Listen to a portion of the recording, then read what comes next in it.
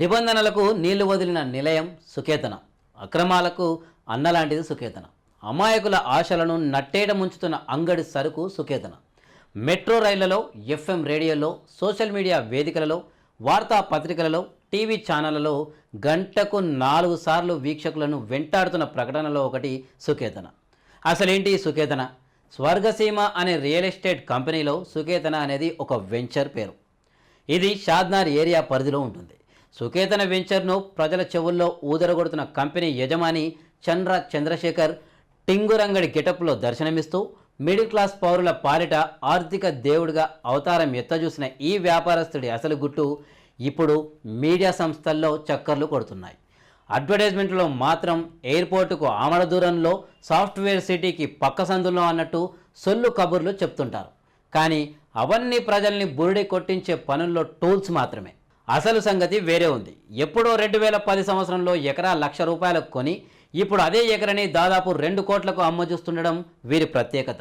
అంతవరకు బాగానే ఉంది. కానీ సుకేతన చెప్పే మాటలకు, ఇస్తున్న షూరిటీలకు మాత్రం ఎక్కడా పొంతనలేదు.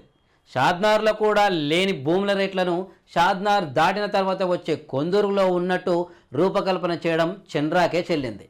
వీళ్ళు అమ్మే భూములకు సరైన అనుమతులు లేవంటూ తెలంగాణ రెరా ఇచ్చిన రిపోర్టు ఆధారంగా ఇప్పుడు సంచలనంగా మారింది.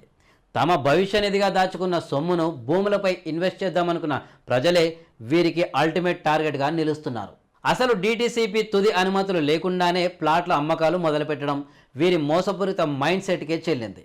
వీరి నెలవారీ టీవీ ప్రకటనల ఖర్చే దాదాపు 5 కోట్ల వరకు ఉంటుందంటే సుకేతన వారి సుఖాలు ఏ విధంగా ఉన్నాయో అర్థం చేసుకోవచ్చు. ఇక కొందరు ప్రజలకు మాత్రమే తెలిసిన కొన్ని నిజాలను వారి మాటల్లోనే వింటుంటే అసలు నిజాలేంటో బహిర్గతం అవుతున్నాయి. సాఫ్ట్వేర్ ఉద్యోగులే టార్గెట్గా సుకేతన చేసే ప్రచార ఆర్భాటాలకు చరమగీతం పాడే సమయం వచ్చినట్టే అని సత్యాన్ని గ్రహించిన ప్రజలు అవేర్ అవుతున్నారు.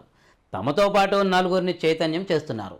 హంగో ఆర్భాటాలకు ఆకర్షితులై రేయింబవలు సంపాదించిన డబ్బుని ఇలాంటి బోగస్ సంస్థలకు కట్టబెట్టకండి అంటూ ఇలాంటి చేదు అనుభవాలను ఎదురైన వాళ్ళు మీడియా ముందుకు వస్తూ తమ గోడును వెల్లదీస్తున్నారు.